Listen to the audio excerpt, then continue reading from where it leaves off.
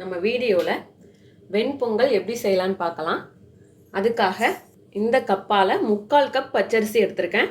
1/4 cup பாசிப்பருப்பு, ரெண்டையுமே 15 நிமிஷத்துக்கு முன்னாடியே வாஷ் பண்ணிவிட்டு ஊற வச்சு எடுத்து வச்சுருக்கேன். 2 பச்சை மிளகாய் பொடியாக கட் பண்ணது, ஒரு பெரிய துண்டு இஞ்சி பொடியாக கட் பண்ணது, 2 கொத்து கருவேப்பிலை, கொஞ்சமாக கொத்தமல்லி தழை, ஒரு 4 டேபிள் ஸ்பூன் நெய், ஒரு 10-15 முந்திரி பருப்பை 2ஆக உடச்சி வச்சுருக்கேன். உப்பு தேவையான அளவு. இப்போ எப்படி செய்யலான்னு பார்க்கலாம். இப்போது ஸ்டவ் ஆன் பண்ணி குக்கர் வச்சுட்டேன். அதில் இப்போ நம்ம வாஷ் பண்ணி வச்ச பாசிப்பருப்பு பச்சரிசியை இதில் சேர்த்துடலாம். இப்போது இதில் அரிசியை சேர்த்தாச்சு. நான் இன்க்ரீடியன்ட்ஸில் சொல்ல மறந்துட்டேன். 1 டேபிள் ஸ்பூன் மிளகு, 1 டேபிள் ஸ்பூன் சீரகம் எடுத்திருக்கேன். இது தாளிக்கிறப்ப சேர்க்குறது. இப்போ இதில் தண்ணி சேர்த்துடலாம் குக்கரில். இப்போ அரிசி பருப்பு ரெண்டையும் சேர்த்து இதால் 1 கப் இருந்தது.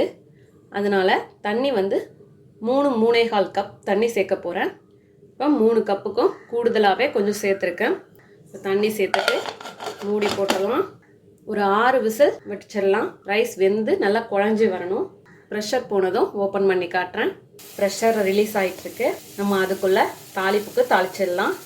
அதுக்காக ஒரு கடாய் எடுத்து வச்சுருக்கேன். இப்போ இதில் நெய் சேர்த்துடலாம். நெய் சூடாயிடுச்சு. இதில் மிளகு சேர்த்துடலாம். மிளகு நல்லா வெடிக்கட்டும்.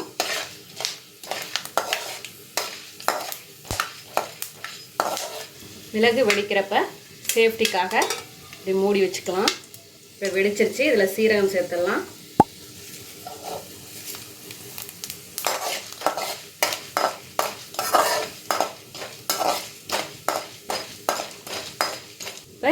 இஞ்சி,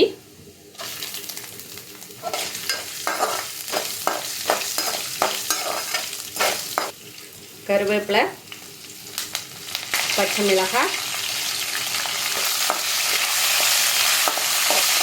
அதோட நம்ம உடைச்சி வச்சிருக்க முந்திரி பருப்பு.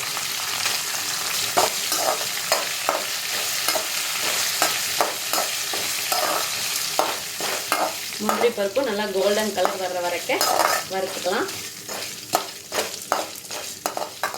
முந்திரி பருப்பு நல்லா செவக்க வறுத்தாச்சு. அவ்வளோதான், ஸ்டவ் ஆஃப் பண்ணிடலாம். இப்போ ப்ரெஷர் போயிடுச்சு. இதை நல்லா கலந்துப்போம். இப்போ இதில் தேவையான அளவு உப்பு சேர்த்துடலாம். இப்போ உப்பு சேர்த்து நல்லா கலந்துட்டேன். இப்போ இதில் கொஞ்சமாக கொத்தமல்லி தழை அந்த சூட்டோட போடணும்.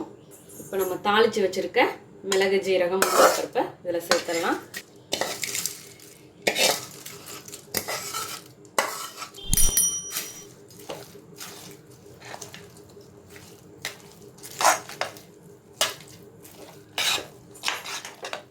நல்லா கலந்தாச்சு. தேவைப்பட்டால் இன்னும் நெய் கூட சேர்த்துக்கலாம். நம்மளோட அருமையான அற்புதமான கோவிலில் கொடுக்கக்கூடிய வெண்பொங்கல் தயாராகிடுச்சு. இதே போல் நீங்களும் உங்கள் வீட்டில் செஞ்சு பார்த்துட்டு எப்படி வந்துச்சுன்னு கமெண்ட்டில் சொல்லுங்கள். தேங்க்யூ.